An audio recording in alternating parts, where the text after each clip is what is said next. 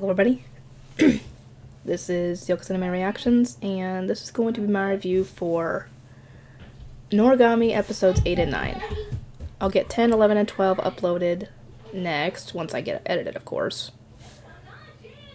But, yeah, this is where things take a turn. And we've all seen... Hang on. Dang earbuds. We've all seen Yukine being bad during the past, 3, 4 episodes?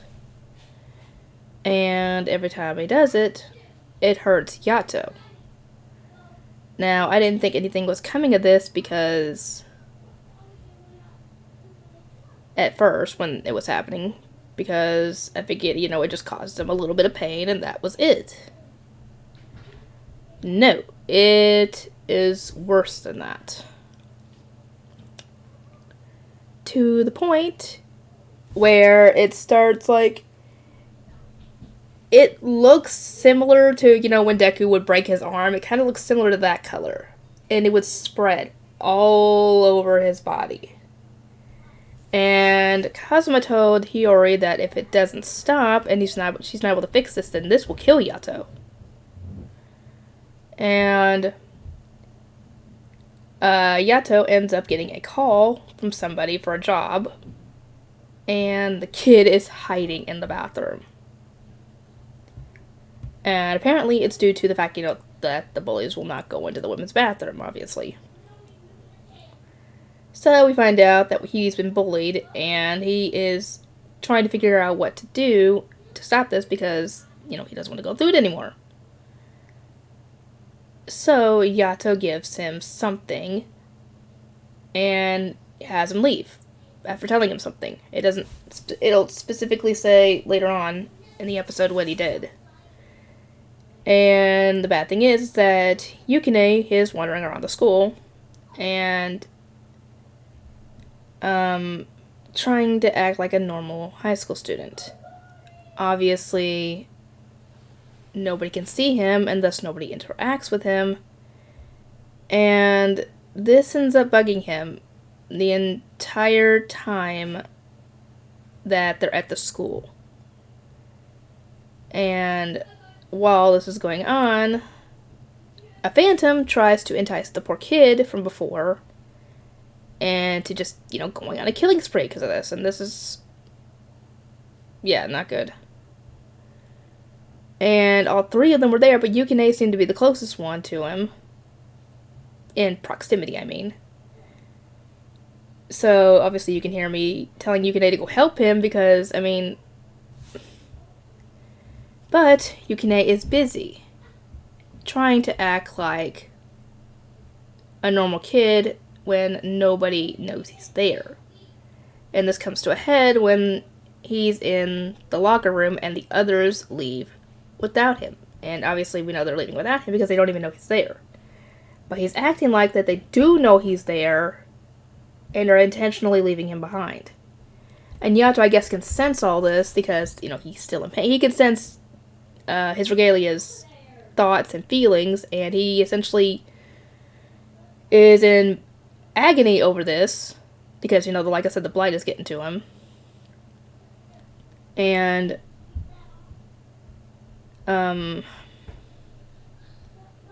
he essentially is trying to portray to Yukine that this is what you've been wanting, but you can't have it because you cannot go back.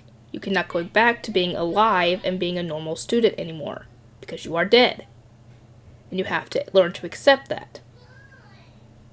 And Yukine obviously doesn't hear this or he doesn't care. And he grabs a baseball bat and starts going over and smashing all the school windows, and every time he does it, this ends up causing the blight to spread even more and causing Yato pain until he passes out. Obviously, the students have no clue what's going on. And some reason they don't even... Did they not see the baseball bat? Because, I would freak out if I saw a baseball bat just floating around and smashing all the windows without anybody holding it. If I'm wrong, let me know. Or maybe it becomes invisible when he grabs it. I don't know. Anyway, when he finally stops, Hiyori was trying to help Yato, trying to figure out what the frick to do, because, yeah, this is not good. And she goes phantom form on us and leaves her body there at the school, grabs Yato, and finds Yukine and tells him, "You done yet?" And yeah, they head over to, dang it, what was her name? The other goddess that they're friends with, and ask them for some help. Because by this point, Yato might not have much time left. And her regalia realizes that something is very wrong, and he puts up a border between them, because when Hiyori picked him up, she started getting the blight too on herself. So she's covered in it too. And I'm guessing it's contagious. And yeah, she has her go and rinse off using, I guess, purified water. And apparently, in order to stop this and save Yato, they're going to have to perform an ablution. And apparently an ablution involves 3 regalias, essentially cleansing and purifying the regalia in question, which is Yukine. And by extension, I'm guessing it would help Yato. Or maybe they do it to Yato too, I don't know. Anyway, Yukine's acting like he didn't do anything wrong. He's stubborn, essentially. And the other regalia guy goes and tries to find 2 other regalias because it has to be regalias. He goes to Tenji's place, and the regalia who was Yato's before she left goes to help. And apparently, if you fail in this, you risk becoming a phantom yourself. And that's what the risk is with this. If you fail, you end up becoming a phantom. And he's going to the other gods' shrines and trying to ask for help with this, but nobody else with help. Hiyori takes matters into her own hands and goes to try and find Kazuma. And I was like, go get Kazuma. He owes Yato a favor, because I'm assuming Yato helped him out with something. And thankfully, Kazuma came out without alerting his mistress to this, because she would probably kill Hiyori if she knew about this. And thankfully they were able to get 3 regalias, the other guy, the girl, and Kazuma. And they start performing the ablution. But before that, Yukine is still denying that he did anything wrong, and they tell him, well, if you're innocent, then pull off your shirt. He does, and there's a bunch of the freaking things on his back. I'm like, what the fuck? Yeah, apparently he was getting affected by it too, but nobody could tell, because it was like I said, on his back.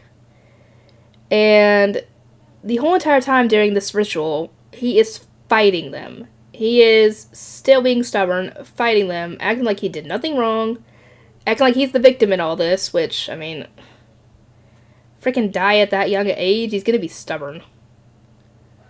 And it gets to the point where he starts becoming a phantom himself, where, you know, the wings come out and everything.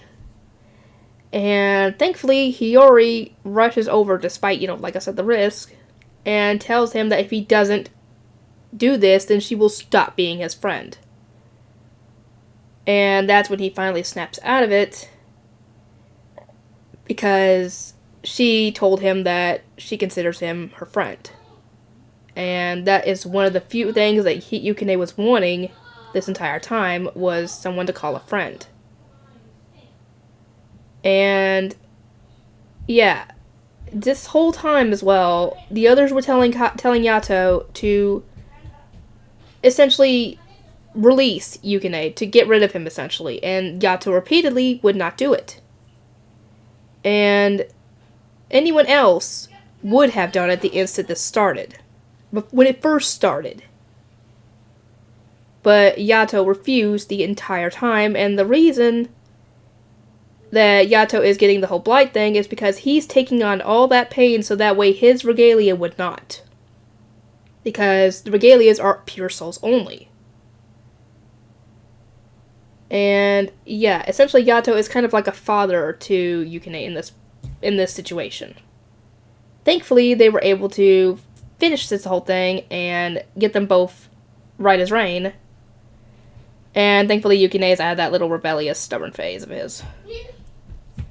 So, as for what's going to happen next, well, you'll have to wait to see on episodes 10 to 12. As to whether I'm going to pick up Season 2 right away, that remains to be seen.